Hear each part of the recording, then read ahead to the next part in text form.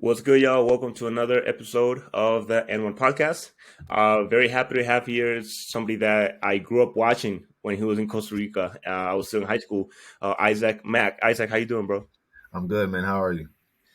Things are great. Things are great. Can't complain. I appreciate you having the time for me for the interview and also accepting the invite. Absolutely. No problem at all, man.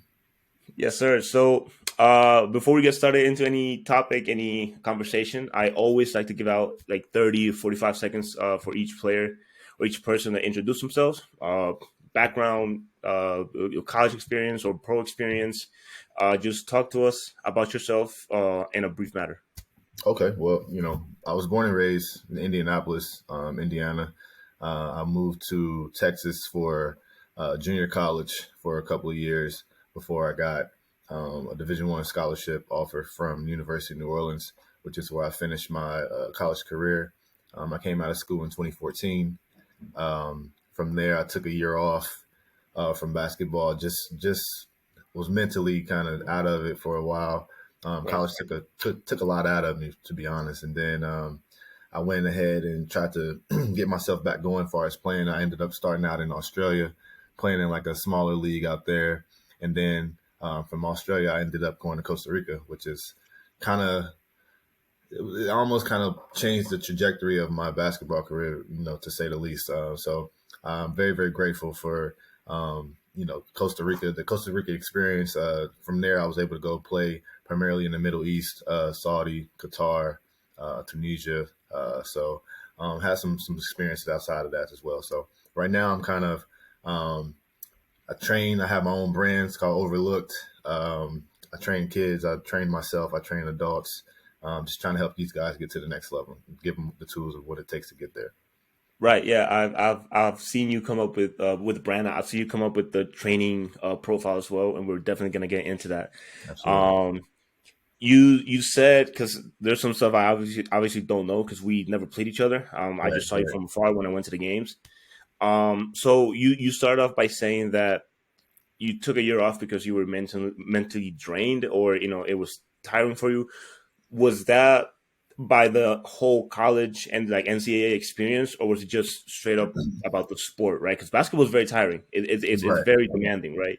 So Mhm. was it a mix up of college and like getting your career and also playing, or was it just about like the sport itself that it got you? To be honest, it was a combination of a lot of different things. I try to tell people nowadays, like, don't just look to go Division I, right? If you can, you can, but for the most part, go somewhere where you're going to feel like appreciated, valued. You're going to be able to play, and make the most impact in your own game.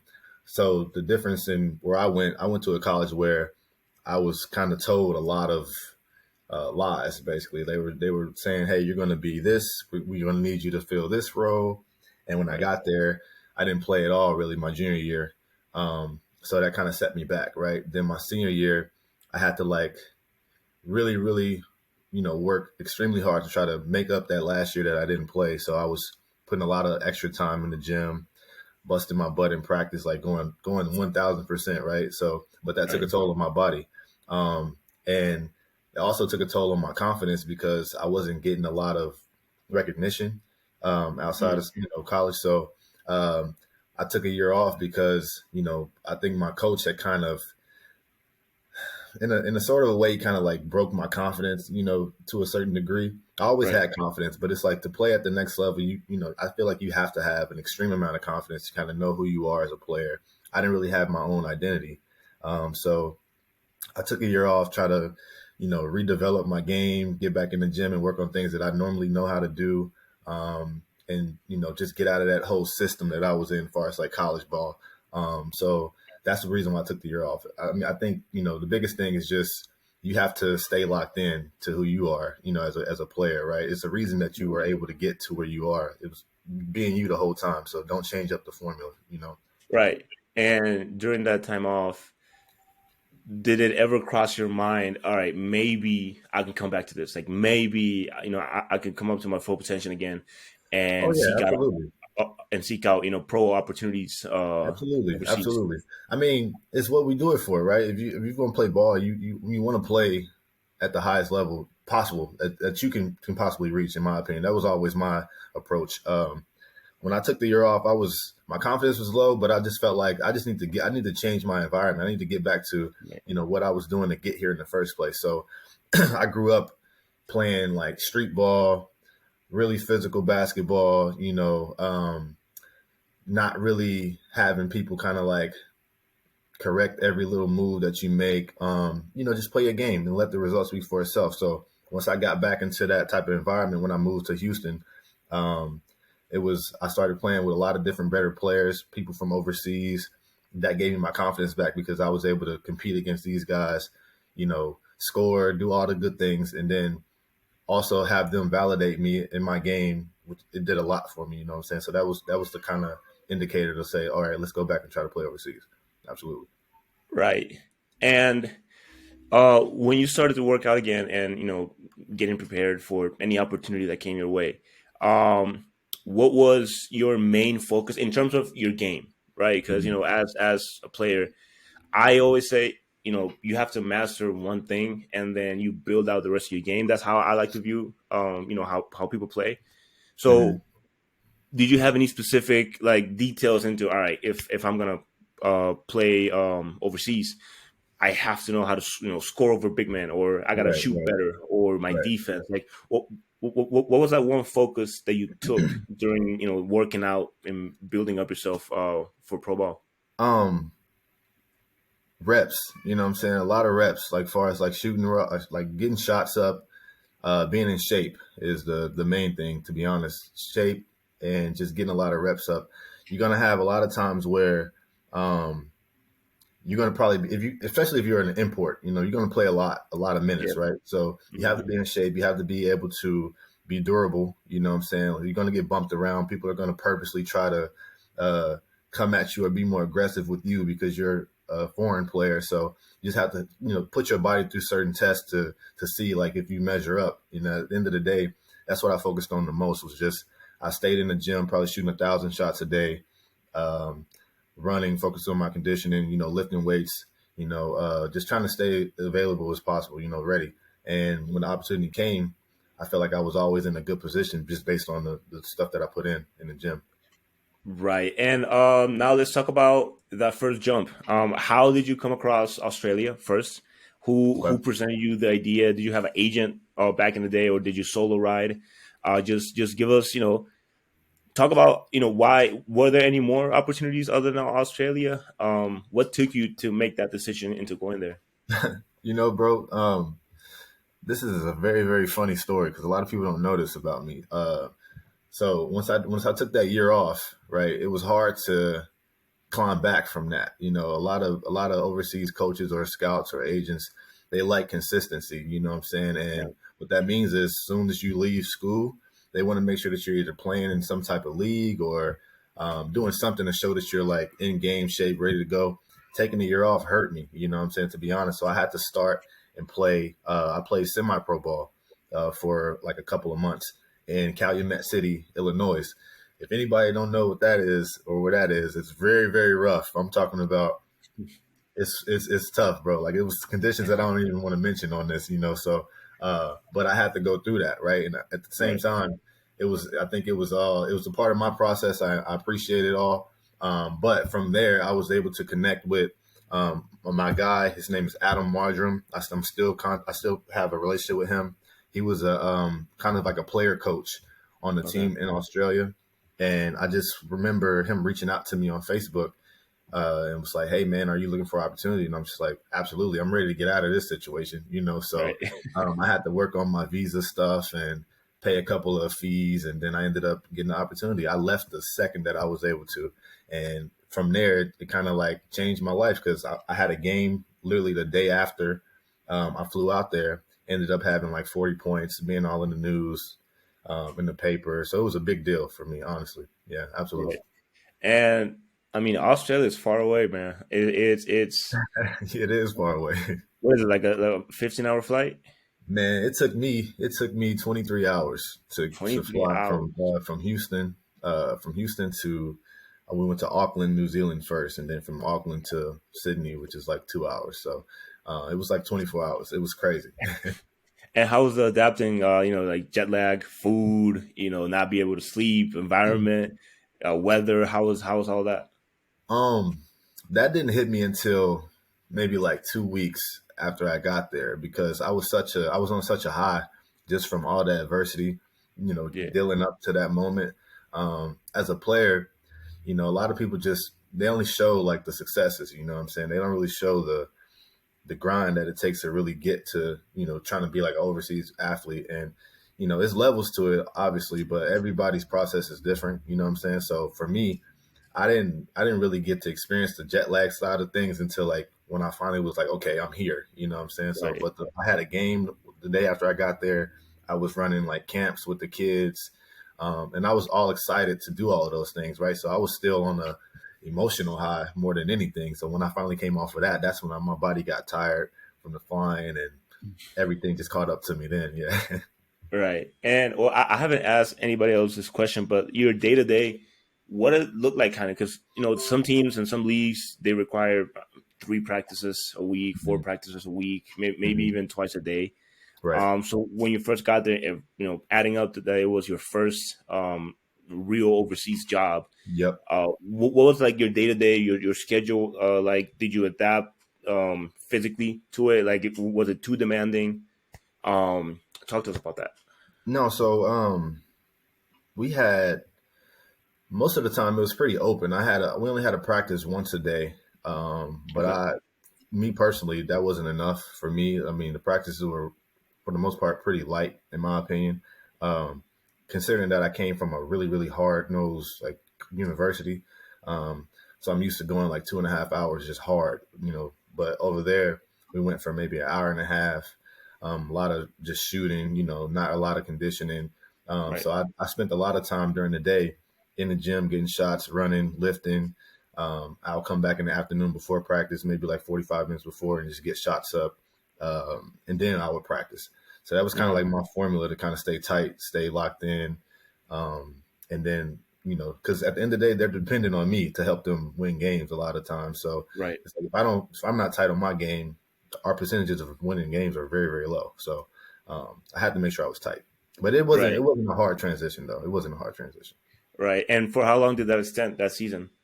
So that season was from February to August, so about 6 months. So, yeah, Okay. And you played only 1 year over there? yep, 1 year, and then I came home for like the winter, worked out, trained, and then I ended up in Costa Rica. Yep, in Okay. Okay. February of the following year. Yep, absolutely. Okay. And before ending, before jumping to Costa Rica, you said like your first game you had 40. What was like the biggest moment or biggest game you take from that season over there?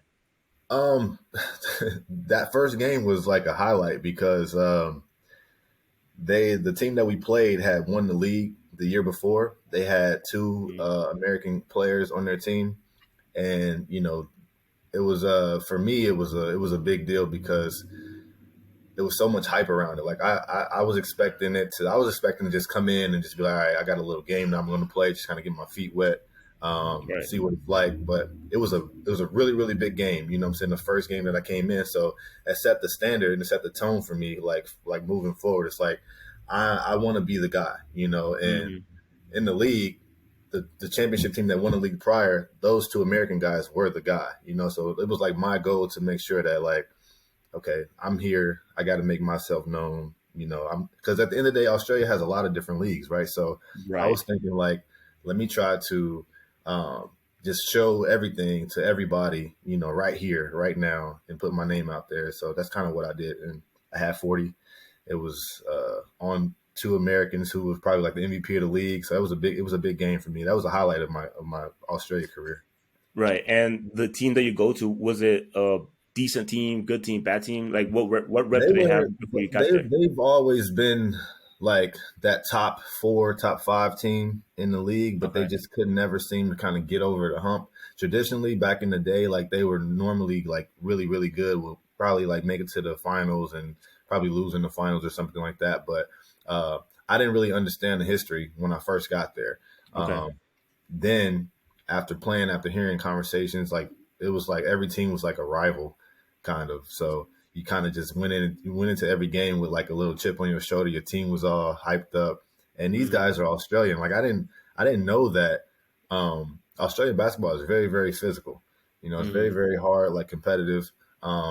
But I was thinking that, the people outside of basketball, they don't really act like that. Like they don't really like argue. You know, it's a very, very I want to say soft country, but it's a very, very like friendly country. You know what I'm saying, Right. for the most part. So, but on the basketball court, in sport in general, it's a lot of tension, a lot of competitiveness. You know, they have rugby, all kind of Yep. stuff over there. So Uh, it's very, very hard nosed. Yeah, I was gonna absolutely. say that they're famous for rugby, so they have to be like that. Very Yeah, aggressive, absolutely. very competitive. Yep. So okay, so you came back home, you worked out. Talk to me about how you found out about Costa Rica. Who got you here? I Correct me if I'm wrong. Did you come here? You can talk about it more in detail. Did you come here because of what was this guy's name? Joshua? Josh? I don't know who Josh is. Okay, because he was a coach here, and he was a coach in San Ramon, and then he was involved with the federation for a while, and he brought a lot of imports. So I thought you were part of that group, but Yeah, it's not just never meet him. okay. But I Yeah, came through a guy. His name was George Bergerano. He was okay, actually dating or in a relationship with. Um, I don't know if you know who Mariella is. She was our coach at your one coach. point. So she has a sister, and her sister George kind of was dating her at the time. And Okay, George he was like an inspiring agent. He had a couple people that he helped get jobs in like Mexico and like Dominican Republic and stuff like that in Central America. So I connected with him just because he was out in Dallas. So that was kind of close. You know, Houston and Dallas is fairly close. So we connected. He said he had a chance to kind of get me over in Costa Rica. It probably would be a step up from like the Australia league that I was playing in. Because my whole thing was like, I want to go Europe. I want to go to Europe. I want to go to, you know, uh, Middle East, make some decent money at it. I don't, I never classify myself as like a, like a super like Euro League type of player. Like you have to know right. yourself, right? So I never looked at it like that, but just based on the school that I came from, and the position that I set myself up to be in, it was going to be very, very hard to get there. But I just knew that I can continue to just keep getting in, better leagues each time I play, right? So that was my approach.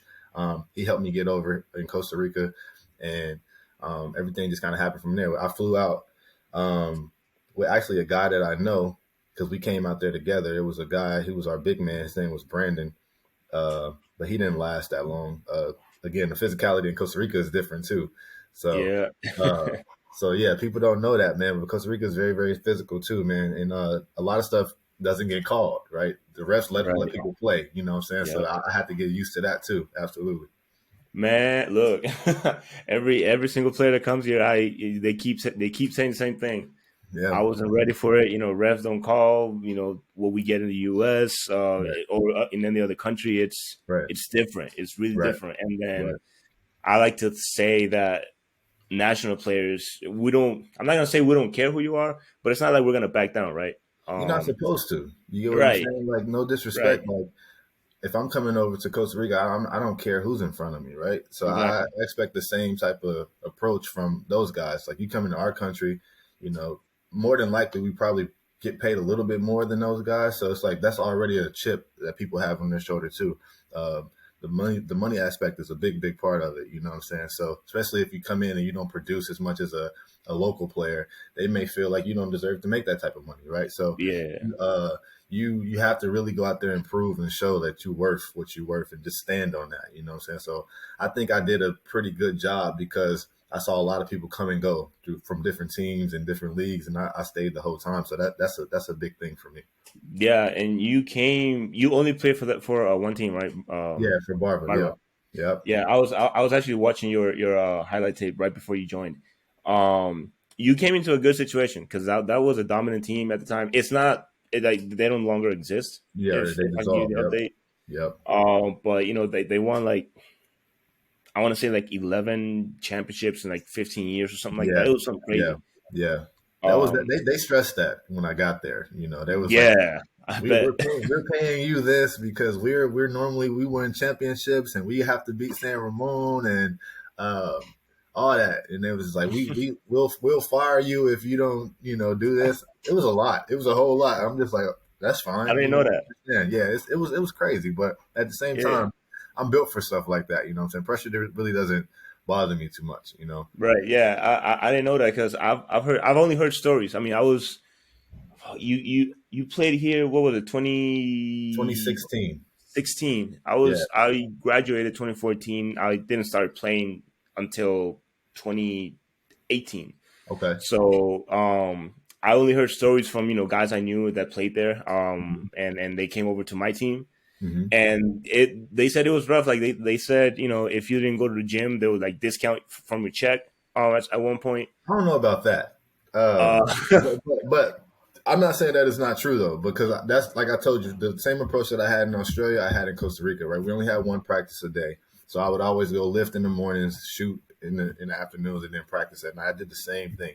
The formula never changed for me, right? So I feel like that's part of having a healthy career. It's like longevity, consistency. You have to do yeah, the same things to kind of keep you there. So I kind of kept the same approach. I had success, in my opinion, in yeah, Costa yeah, Rica. and well, you come down to Costa Rica. You get settled. What were your first impressions of the country? Like, not even touching on basketball, like of the country itself. Traveling to Barba or Heredia or wherever you stayed at, Mhm. and then how people received you. The team, the fans. Talk to me about that whole experience. So, that was going to Australia. Like Australia was more Americanized, right? It's just like the U.S. So, not much of a culture shock. But when I did go to Costa Rica, it's more, um, uh, I gotta say, third worldish a little bit. You know what I'm saying, to a certain Hmm. from what we're used to. Right. So I had to adjust. I'm very appreciative and grateful for being able to. Um, just kind of like learn how people live, learn what people value. And I feel like everybody in the small city of Aurelia, they embraced me like very, very like welcoming. Like I had so many different people like looking out for me at the subway, at the places I would go eat, the barber shop, like, uh, it was love, bro. Like I'm not even gonna lie to you, it was love for me. I enjoyed it. I actually was going to consider coming back to play the year after for maybe like Gracie or something like that, but ended Hmm. up going to like the Middle East after that. But I mean, for the most part, man, the people were awesome. I would go to the malls in like San Jose, and just kind of walk around and just people would just be like, "Oh my God, they've probably seen me on TV or something like that." Right. It Right. was it was it was it was legit, man. I had a really good experience there. Right. Did you ever travel to like the beach side or mountain side of the country? I went to, I want to say, where is it Guanacaste? Guanacaste? I That's think up north. That's really yeah, up but north. what team is up there? Liberia. Liberia, yes. We played Yeah. up there, and that's the only time I was able to go to the beach. But I never Okay. like experienced like Haku or anything like that. Um, but I always wanted to. Like I do plan on coming back to Costa Rica and just like having like a little vacation and stuff like that. But Right. absolutely, I didn't really get a chance to go to the beach, go to the rainforest. I'm all into that type of stuff though. Like I like animals, I like the nature. So didn't get a chance to do much of that. Okay. Right. And now switching back to basketball, I'm looking here because I still got your highlight tape. It's not playing, but I paused it right when you were playing against Abogados. Okay. Um, your first game or whenever it happened, what was that moment in the physicality aspect? Because again, this is something that every player tells me. Like, Mhm. you're not the first guy, and I'm sure you're not gonna be the last guy to tell me this. Mhm.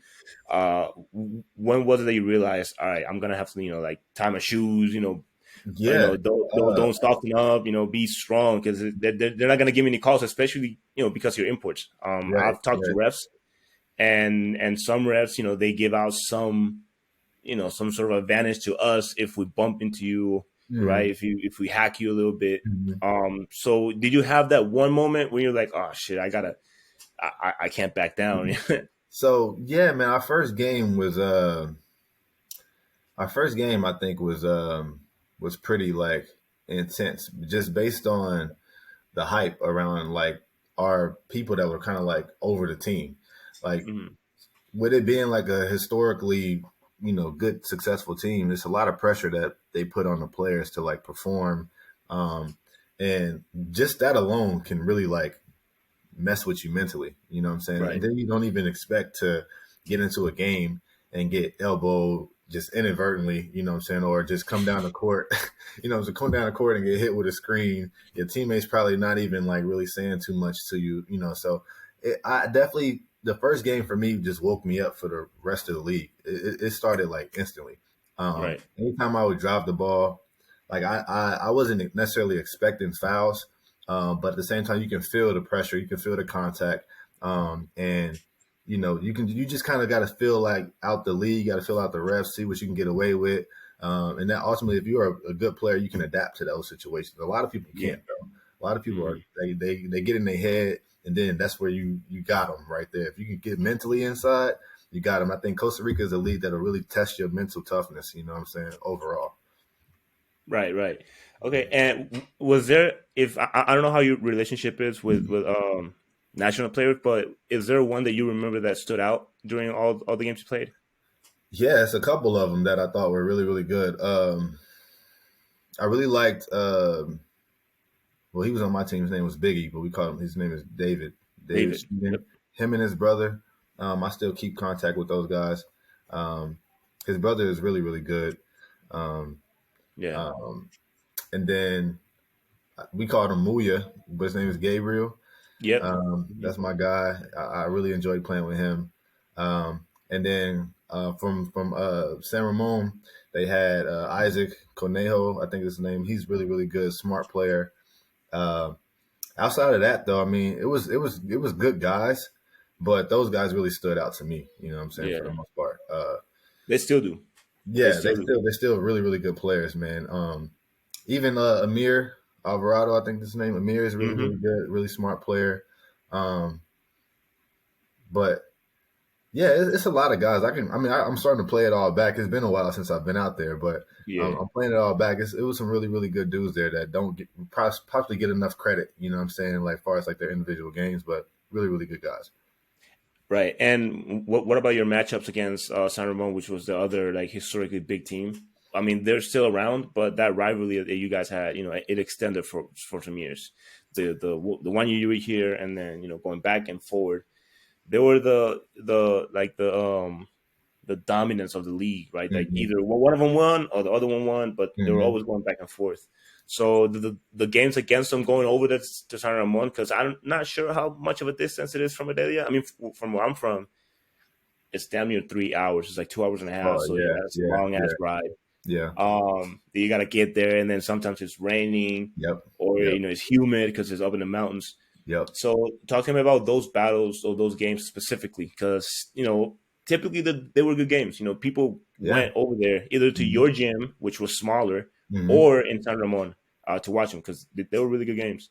No, man, those games were probably like my favorite. We just again the hype. You know what I'm saying, behind it, knowing that you know, this is probably going to be the championship game, more than Hmm. likely, so it's like a preview of kind of what to expect. Like I get to see these guys, fill them out, see what they're going to do, see how they're going to play me, um, see how my teammates are going to respond to the physicality, because that's a different type of level of physicality when it comes to Right, those, like the rival games. So um, it was always fun for me. I always tried my best to show up and you know make an impact, in any aspect that I could. But a lot of times it's probably not going to be scoring all the time either, because those guys, they make it hard for you. I do yeah, remember a big guy from San Ramon. I forget his name. He was real, real big as their center. An older Jeffy. dude. That's who it is. Yeah, he hit me Yeah. with a mean like elbow, laid me out. Yeah, he laid me out, man. Laid me out for a minute. At our home gym, and from there I was like, okay, this is real. So these dudes they're willing to die out here for this, this championship. So that was a moment that stuck with me for a while too. But overall, though, that was always really really good competition. You know what I'm saying? Straight up, really really good competition. Right. And did you have any? nightlife experience here in Costa Rica, or was it like I strictly did. basketball for you? I mean, the only place, and I kind of, if I'm being honest, I kind of regret it, But I stayed at this place called La Concha, which is Oh, in hey, that's my spot. yeah. I'm only saying I regret it because like when I put it all back in perspective now, it's kind of like the main thing as an import is you want to go all the way, right? You want to make sure Mhm. that you win it. It's just that much. It adds that much more to your own individual basketball legacy, right? You want to win. So I just feel like sometimes instead of going out on a Friday night or a Saturday night, I could have pulled a couple of my teammates in that I knew needed some improvement, that I knew needed Right, some pushing. Let's get our asses in the gym. You know what I'm saying? right. Let's get in here and get some shots up. Let's hit the weights because we about to end up playing, San Ramon, or we about to play. It was an Escazú, which is another Hmm. tough team. And they're ready for us. They're ready to beat us. You know what I'm saying? So it's like if we don't come correct, it's easily going to be a game that we can lose. And we're going to hear it from our coach, the people over the team. They're going to be talking about trading us or releasing us. So let's not even give them nothing to have those conversations about. So in a way, I'm like, man, I wish I could have done some things different, but at the same time, it's like you got to experience it. You got to enjoy it while it's there. Stay in the moment. Um, but I did stay there a lot. I was there a lot. From being honest. That's my spot. I'm glad you went there because that's my spot. That's Yeah. where I take the players that come here. Usually, I'm like, yo, if you want to go out, I know a spot. And now they not rebranded it, but they expanded it where they have that place. Then they have like a yard. Hmm. It opens up because it's open like at night, and Yep. then they have like a small hip hop joint. Okay. It's like strictly hip hop or Afro beats and stuff like that. Cool. So Yeah. that's if I went out, I mean, I don't want to expose myself. I went out, a lot with our import last year, and we had a great time, man. Because it's fun. At the It end of the is day, fun. I keep saying, man, look, if because the basketball is, it wears you down, right? Mentally, Mm, physically, it's tiring. So absolutely. having a little bit of fun, especially since for most imports they just play, practice, and that's it. Like they Yep. don't Yep. do anything else. Yep. So having fun is important. And Hmm. did you win that year that you were here, or I did y'all did. lose? I stayed. You Like I won. said, I stayed there a lot of times, man. Me and mainly it was me and Biggie, well, David, Yeah, or like my other buddy, my other teammate. His name was Pablo um, I know him. Fonseca. Yeah, Okay, Fonseca. I yeah. think. Yeah, we stayed in there like all the time. It's just really just us three because they all kind of. Pablo didn't live with me, but Biggie did. Me, Biggie, and we had another like tall guy who ended up coming from Nicaragua. I think his name was Bartel Martel. Lopez. Yeah, we Mm, all stayed together, right? So um, when it was time to go out, we would all just kind of go out. Bartel didn't really go out a lot. I wish I would yeah. have started doing what he was doing, but he stayed in. It was kind of just drinking his tea, stuff. He was real laid back. But yeah, me and Biggie stayed out. All right. And did y'all end up winning that year the No, championship? we lost in the finals to San Ramon. I San was Ramon? actually I was actually hurt. Um, I had tore my hamstring like partially, and it was like really bothered me. I actually tried to play um, with it torn. A lot of people didn't know that I took some type of like what I don't know if it was a steroid or whatever it was to kind of like Mm, get me there, but I took that to try to see if it was going to work and help. It still didn't help, and ultimately we yeah. lost the game. You know what I'm saying? That's something that I really still like am mad at because I feel like we could have easily won that game. You know what I'm saying? Like Yeah. straight up, we could have won. But yeah, we lost. Yeah. And what happened after that? You lost. You went back home, I suppose. So yep, once I left Costa Rica, and I want to say maybe like September or so when the season was Okay. done, um, I uh, again I kind of did what I always do. I kind of take like a month or so off from basketball to kind of decompress, spend time with my family for a little bit. Then I get right back to it. Go to New Orleans, train. Do all of the stuff with some guys that I know that's overseas, and we get together and we just kind of sharpen each other up. And then I ended up connecting with an agent from the Middle East. That's my first time ever really having like a legit agent. You know what I'm Hmm. saying? I connected with him, and then he helped me sign a deal to play in Qatar. And I Okay. went there. Yep, and I went to Qatar in Okay. in December. So I And was for how long? only home for like two And months before I left again. okay. And for how long did that season extend? But that was a cup. So their season kind of goes on the same time as Costa Rica is, like from like February to August or so. Well, that's how Right. it was when I was there. But then Qatar is the same way. So after the season, they have like their cups, Okay. and the cup goes from like December to April, if you go all the way. So we ended up going to like the semifinals of that cup. So it kind of took me to like the beginning of April. I came home from there like April 17th. So Okay. so yeah. And what about that experience? Because Qatar, I don't think I've ever spoken to somebody that played in Middle East. Okay. So that whole environment, because you played in several countries in the Middle East, right? Yes. Yes. Yeah. So, well, first of all, before just jumping into Qatar, were they all like similar or like in environment, type of game, type of Yeah, I think yeah, Middle East basketball I think is pretty similar outside of maybe Lebanon, from what I've Okay. heard. Lebanon is like, you talk about competitive, talk about, it's big money in Lebanon. So it's like, you may have an ex NBA guy in Hmm. Lebanon playing. So the league is competitive, you know what I'm saying? And it's very, very physical.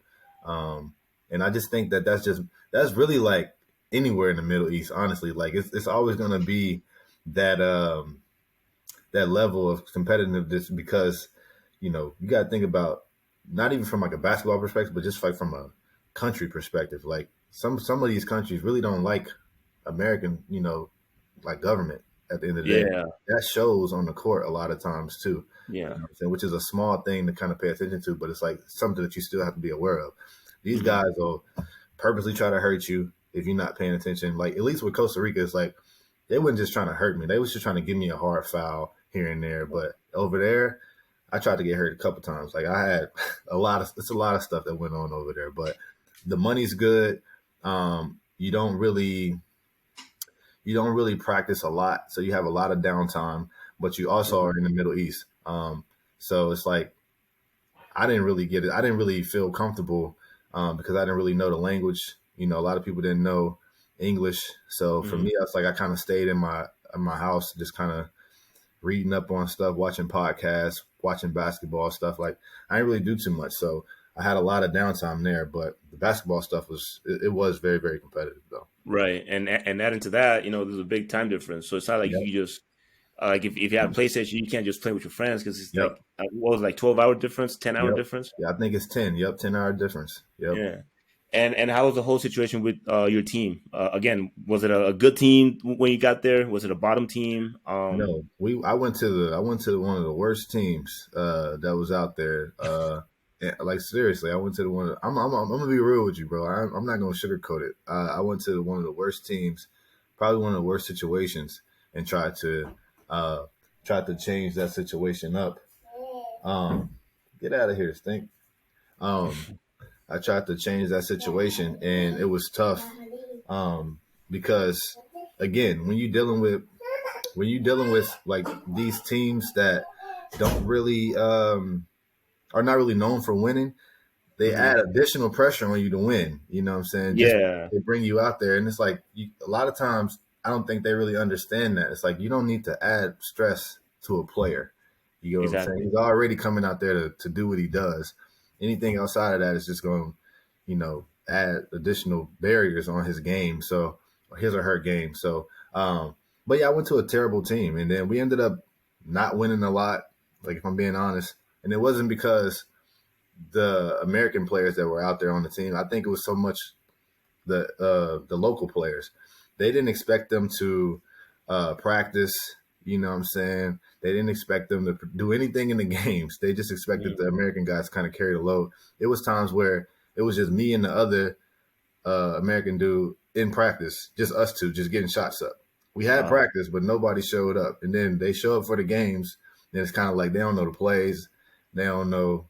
They can't get up and down the court because they're tired. They ain't in shape. Yeah. It was a lot, bro. It was really, really a lot. So, it just depends. Every situation is different, but you just got Hmm. to be ready for all of them. You know what I'm saying? If Wow. you really want to call yourself a pro or athlete, and go overseas, you got to be ready for any situation that be thrown at you. That's crazy. That's crazy because here, they expect you to go to practice. Like you have That's to go what to I'm practice. saying. Yeah, Like, it was a if you big don't go, you difference. don't play. Yeah, exactly. And the thing about Costa Rica is like guys actually want to get better. You know what I'm saying? Yeah. Guys actually want to play. They want to like they go to school, like they go to college. They try to play basketball. So it's like over there, it's like these dudes are already married. They got wives. They got kids. They have jobs outside of basketball too sometimes. And it's like they don't really take it as serious. You know what I'm saying? So but you do have some. But it's like my team, again, I was on one of the worst teams for a reason. So I had nobody on my team was like that though. Everybody was kind of like doing their own thing, and then they would just show up to the games, and then we would play and just get embarrassed. You know what I'm saying? Yeah. Yeah, absolutely. And you jump from Qatar to what country next? Qatar, and then I went to Saudi. Saudi Arabia. Okay. And was it any better in Saudi? Um, it was they like kind of similar to Qatar, like in some cases, but I think it was it was more of an urgency to Hmm. kind of win in Saudi, just because I feel like they had more pride than the guys that I feel like in Qatar had. Like you have to want to win games, bro. Like at the end of the day, Yeah. like if you're not doing it to win, what you doing it for? If you're Right. not doing it to get better, you wasting your own time, you wasting everybody else's time, and my the guys there, um, we had our preseason in Tunisia, so we was Hmm. in Tunisia playing, and I'm naturally like I'm very vocal when I play basketball. Like I talk a lot. I get in other people's shit. Like I'm in your face. I'm going at you. But I also do that to my teammates to kind of Hmm. give them like a confidence booster, kind of give them that like bro, we gotta they doing it to us. We gotta be able to do it to them. You know what I'm saying? Right. The only way it's gonna be a game. If we scared of them, that we lost, right? So uh I started doing that in Saudi or in Tunisia in our preseason, and my coach is like, you need to relax. Like you need to relax. These guys don't know how to respond to that. You know what I'm saying? I'm Hmm. just like, okay, well, we won't be any good. You get what I'm saying? Yeah. Like we really won't be good. If I can't push you to be better, how are we gonna be better? Because these guys are not just like waking up saying, let me go to the gym, let me shoot, let me work on my game. They're not doing that, right? So Right. it's like somebody has to do it for them to change and be uncomfortable.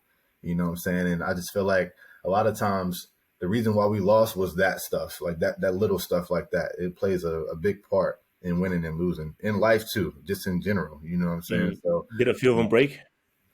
you said what? Did a few of them break while you were talking your shit on them? Well, it's always like that. You know what I'm saying? Leadership is lonely, bro. I'm gonna tell you Yeah. some real life stuff. Like even just pivoting a little bit, bro. You got what you're doing. I love it. You know what I'm saying? And it's gonna be lonely. Feeling like the shit ain't going where you want it to go, right? As fast as you want it to go. Take the small wins. You know what I'm saying? Like every day is a win. You got better. You added another person, whatever. You did some research to do what you need to do. Just look at it as everything is a part of the process, bro. When you do that, you start to fall in love with it. You know what I'm saying? So, but everybody is not able to think or be or do what you do. So it's a reason why you are where you are, compared to Right. your peers or whoever, everything else. So it's just stuff like that. You can't expect everybody to want to change. So that I always struggle with that when I play too. Right. And you ended your career playing in the Middle East, Yes, in the I Middle ended East. I ended in Saudi. So my I think what was this? December in 2019 is when I came Okay. home from Saudi. And I came home because I was just burnt out, bro. Like I was tired of like fighting with my teammates on like wanting them to get better. I was Right. tired of telling the coach like, okay, we not gonna win if it's just me in here getting shots up. We're not gonna win if um, these guys can't even make layups. You know what I'm saying? Like wide open layups. Like it's just little stuff. And I was like very, very frustrated. On top of that, they kept trying to like give me my money late. You know what I'm saying? Hmm. Like 3 or 4 days late.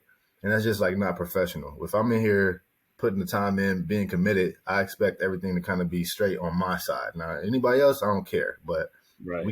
we signed a contract together. You know what I'm saying? So I'm upholding my side of it. I expect y'all to do the same, and it just wasn't that. So I just ended up leaving, and I came home, and I was about to go play again in Oman, which is probably like a lower Middle East league, but I just after that I just wasn't. I was at a point where I wasn't having fun with basketball anymore. If I'm being Right. honest, like it just wasn't. It was more so work than it was like fun. And at one point when I Hmm. was on my climb up, it was fun working as hard as I did. But when I got to a point where I was like, okay, I'm here, I'm moving around from team to team now. Uh, I want to be in a decent situation more than anything. You know what I'm saying? Makes sense. Yeah. I don't want to have to always be the one kind of like carrying the load.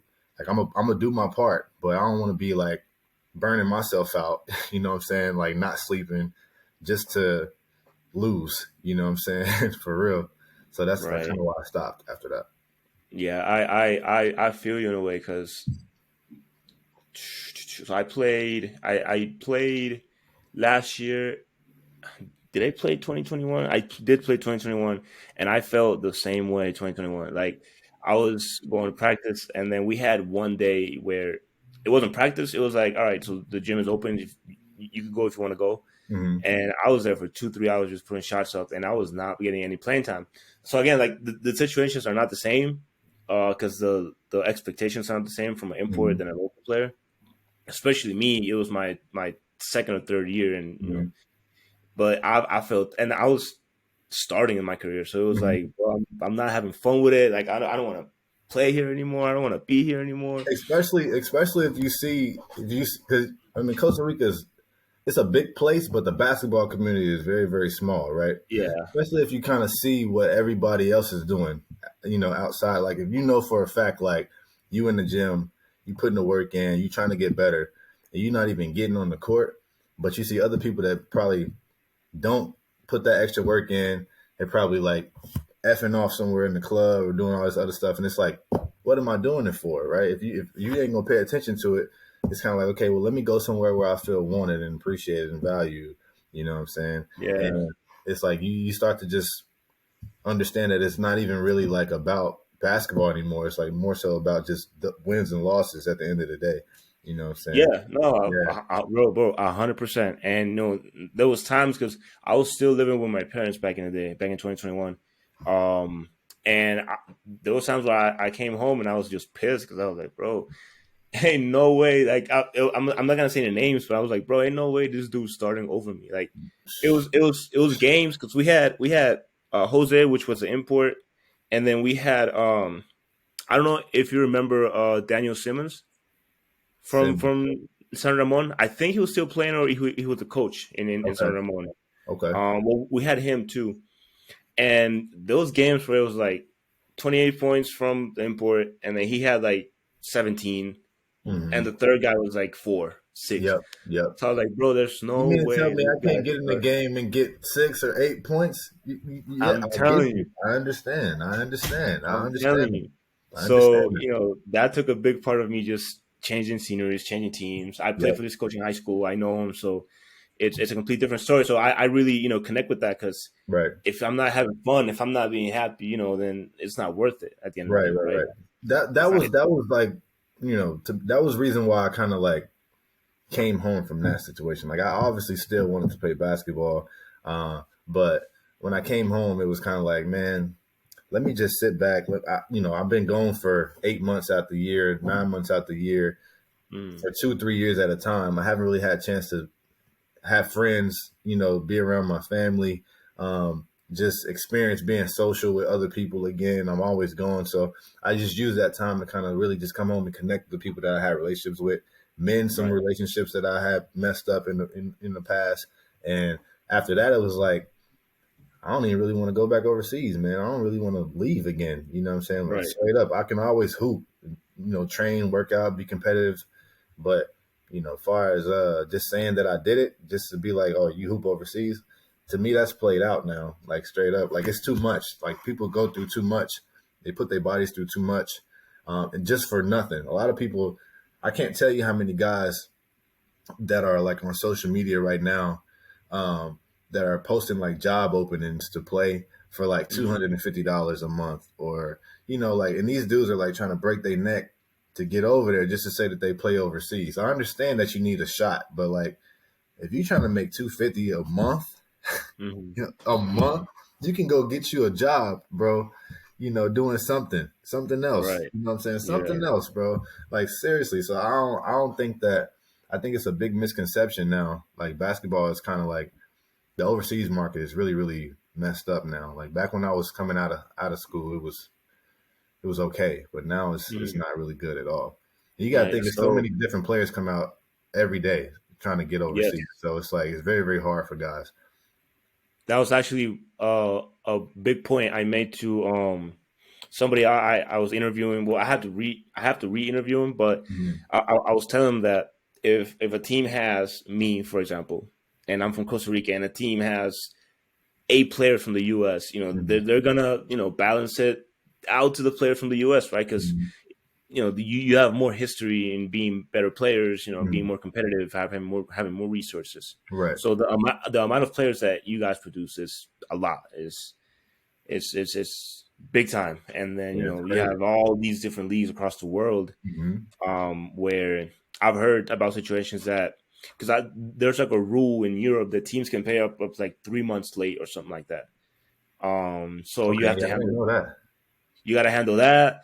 And Yeah. then if you get hurt, they're like, "Oh, we don't really need you anymore. We're gonna Right, cut right, you, right, right, get right. somebody else." So That's another thing about overseas ball, bro. It's like any little thing can get you kind of like replaced. You know what I'm yeah, saying? You can have a bad attitude on a bad team and get sent home, but you producing. You know what I'm saying? You hmm, producing.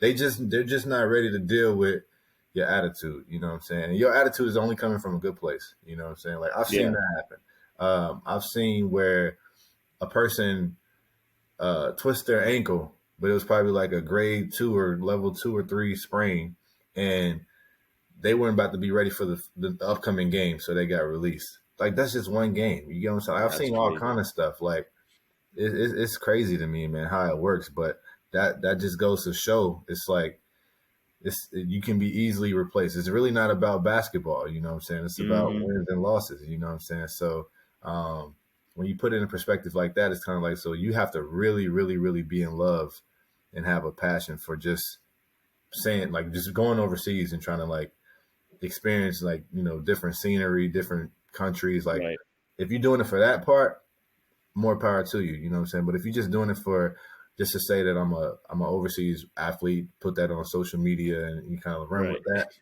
you ain't in it for the right reasons. It's not. It's not gonna last long. Yeah, it ain't gonna last that long. Yeah, Yeah. yeah. I mean, I was because fortunate to make a decent amount of money and jump out. You know what I'm saying? I made decent right, money in Qatar, decent money in Saudi, and I was okay. You know what I'm saying? I was like, all right, good. And I can fall back on other stuff. I'm very ambitious. I'm very, optimistic. I'm okay with taking chances.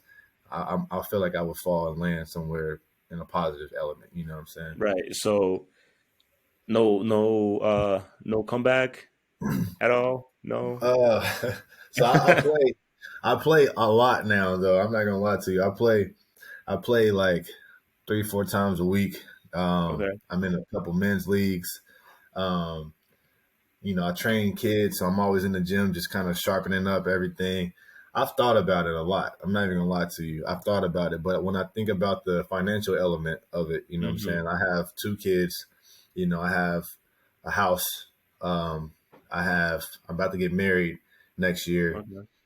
So when I put that in perspective, what team is going to offer me 8K a month right now Right.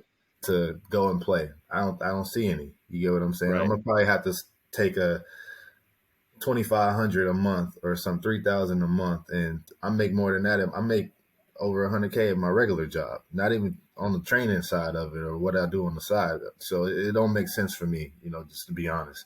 So Yeah.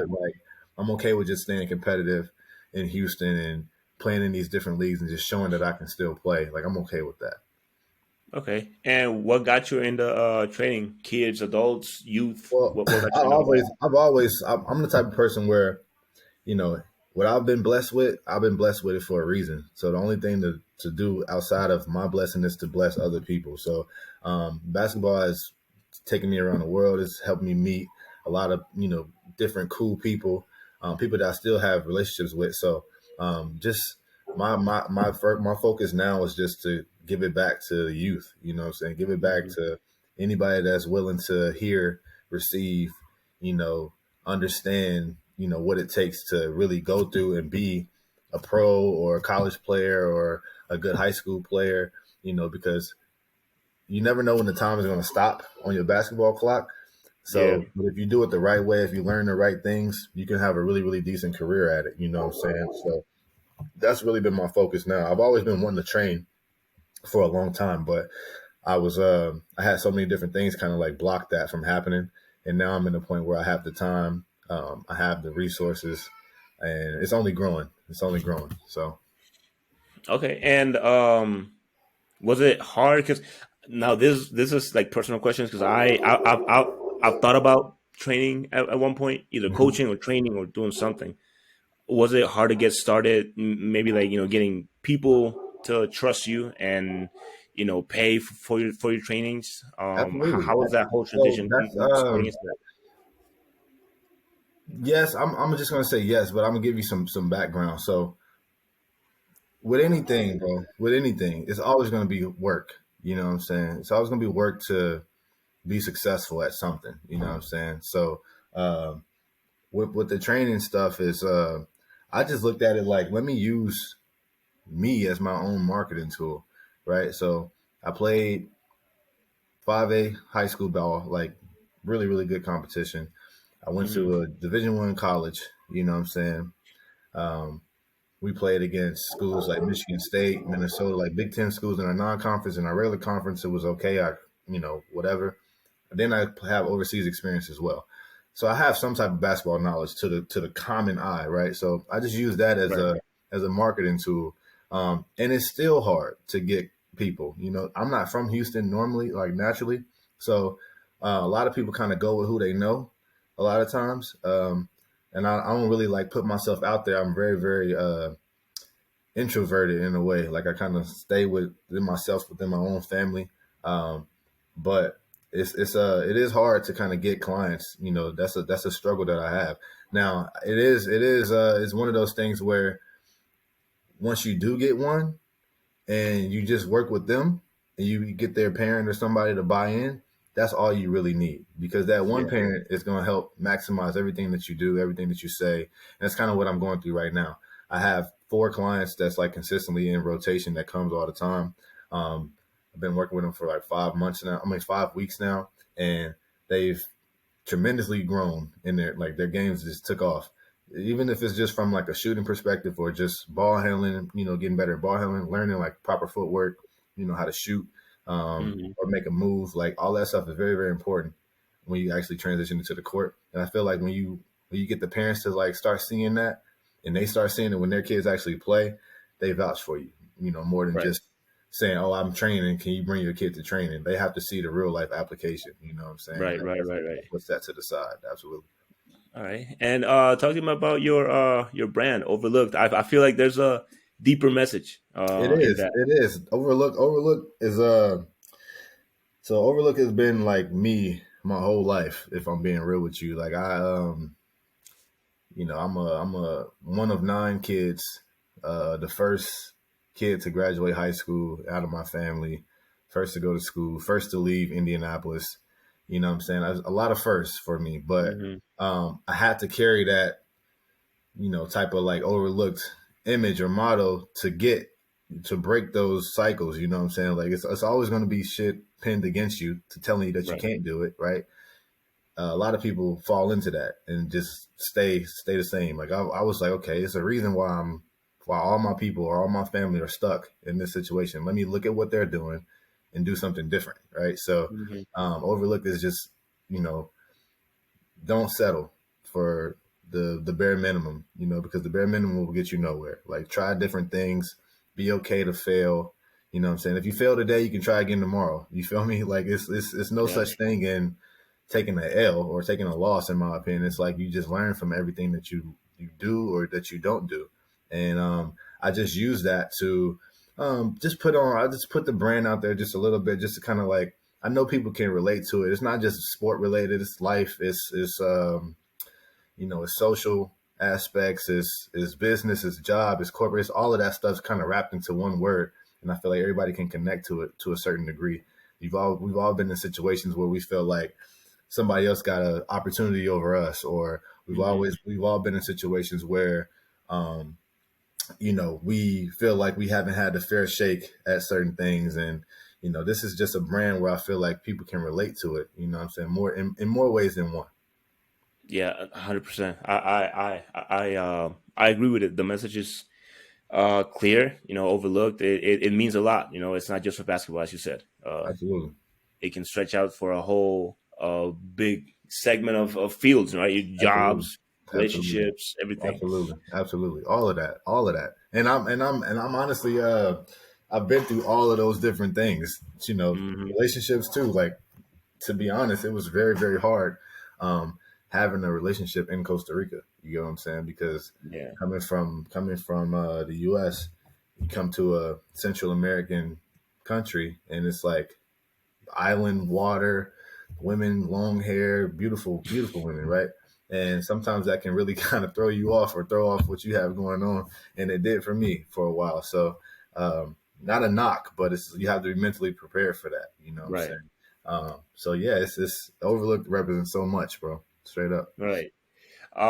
So a few more questions before we wrap it up. First one is we talked about your whole career, different countries, different teams, different situations. What do you think was your biggest takeaway out of your entire career? Right, the pro that you can take from it. What you learned the most. Hmm. It could be basketball related. It could be non-basketball related, like learning how to deal with with stress, Hmm. learning how to handle um, retaliation from other players, from other people. Like, what was that one big thing that you could say you took from your years playing pro? I think it's two things for me, honestly. Number one is you can't cheat yourself. You know what I'm saying? Like, to be honest, like, like if you want to be good at something, like, that it requires time. Like, you have to put the time and you have to put the work in, and ultimately that will show, like, Hmm. over time. It won't happen probably like tomorrow, or it won't happen a week from now, but the more that you work at something, you will get the results. I feel like throughout my career, I didn't start working until I got to playing pro. You know what I'm saying? Like, I always worked, but I didn't work as hard as I was supposed to. It's like guys out here eat, sleep, breathe the game. They work at their stuff all the time. I wasn't that type of guy.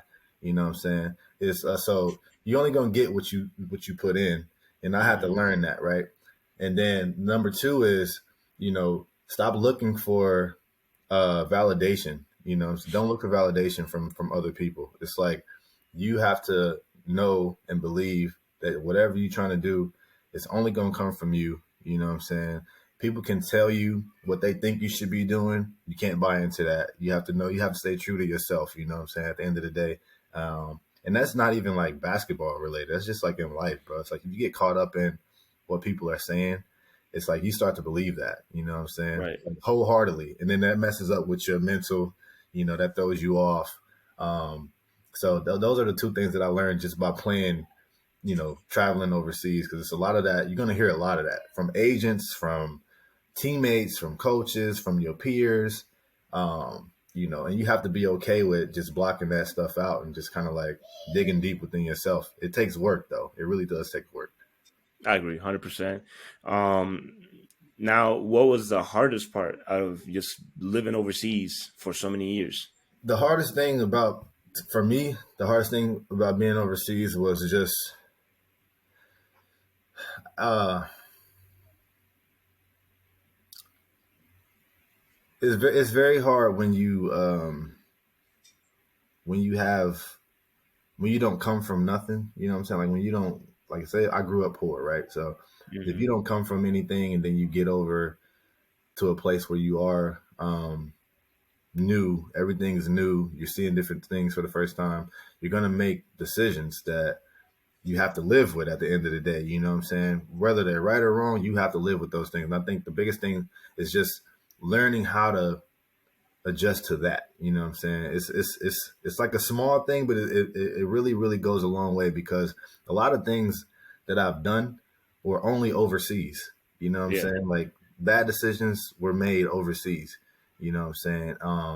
And I don't know if that's because I felt like it wasn't gonna catch up to me when I came back home, or since it happened over here, it would never nobody would ever know. But hmm what you do in the dark, it always comes to light, bro. It always comes right. to light. You know what I'm saying? So just learning that type of stuff, bro. It's just little stuff like that, man. That I kind of sit back and reflect, and I still reflect on that stuff. Just because I want my son to know when he starts playing ball, which is he's already doing. It's the right way to Yeah, go about it. You know what I'm saying? It takes a lot to become like a pro. Some people just label it pro, but in my opinion, my definition of a pro is like, can you speak, what I'm saying, intelligently? Do you know how to handle certain situations that come up that are probably gonna be controversial? Are you a good teammate? You know what I'm saying? Do you put the work in? How do you respond to adversity? Like all of this stuff is like what formats a pro, in my opinion. It's not just saying I went overseas and played ball for a year. So just stuff like that. right, right.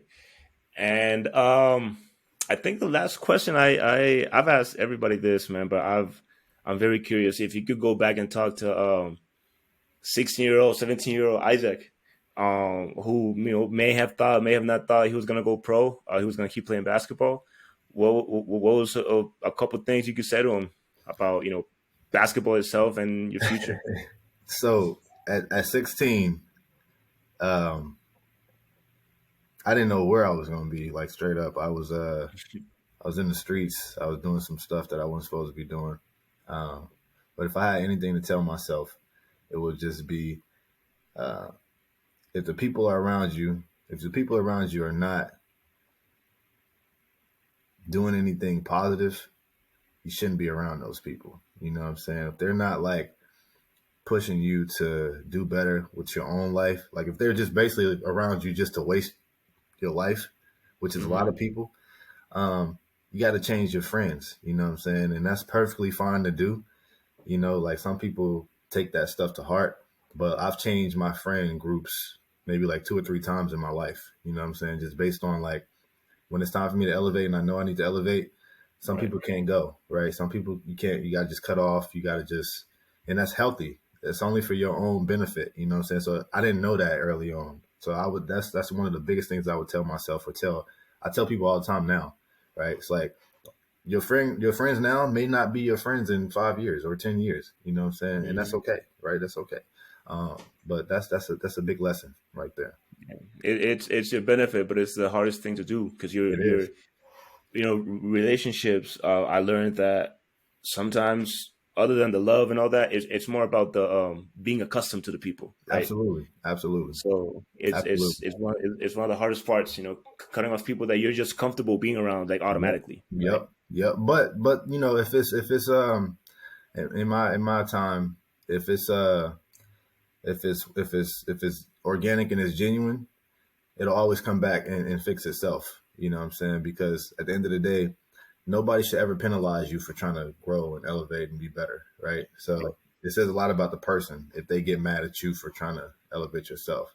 So that just means that they're not mentally stronger, or they're not mature enough to receive it or understand it yet, but they will over time. So Yeah. yeah, All right. absolutely. Perfect. Perfect, man. 100%. Last thing, your biggest game in Costa Rica. What do you think it was? My biggest game, I honestly don't even remember. I had some games where I was like, man, I'm hooping, and I had some games where I got some nice dunks, um, but I don't really remember. Do you remember? I mean, I don't. I've seen rewinds because there are a couple games on YouTube. Okay. Uh, there's one against Grecia that I've seen like two times, I think, Oh yeah, yeah, and there's another one where I can't remember the team. But that game against Grecia, you did pretty good. I yeah. think somebody got ejected. I can't remember who right now. So somebody had gotten ejected. I can't remember who right now, man. Now I think Um, honestly though, I think my probably one of my better games were like because I'm gonna be real with you. Like I didn't really count games like Abogados at the time. Like they weren't really like really good. The games that I really wanted to like really be good for was like uh, teams that had American imports. Hmm. So that was like San Ramon, Escazú. Um, I think Gracia may have had one at the time. Liberia had a guy who was import. Yeah. So like those type of games where I really wanted to kind of play. Uh, so I don't know. Hopefully one of them, but I don't really know off the top of my head though. Yeah, All right, now you good, man. Well, no, again, I really want to appreciate and thank you for the time and accepting the invite of joining. absolutely, man. Thank you for having me on this. This was fun. I'm happy that I was able to kind of like share some light on Costa Rica too, because overall, man, I think that it's a very up and coming league. It's a good league for guys to come in and really get their feet wet, like far as like good brand of basketball, competitive basketball, a beautiful country. You know what I'm saying? There's so much to do. So I recommend, guys, if they do go there, take advantage of all of that. You know what I'm saying? Because you only get to really experience that one time or a few times in this life. So I appreciate you. Thank you, bro. Keep doing what you're doing too, because I love this. Yes, sir. I appreciate it. So yeah, just as we're wrapping up, quick reminder for anybody that's watching or listening. Somewhere on your screen, you should see a Patreon link. It's about $6 a month just to support the podcast, being able to get better software, better tools, and develop better content. And other than that, I think I'm pretty much set. I don't know if you have any last message you like to share. I don't, man. I appreciate you. Thank you. All right, no problem, bro. See you next time. Take care. See you, buddy. See you.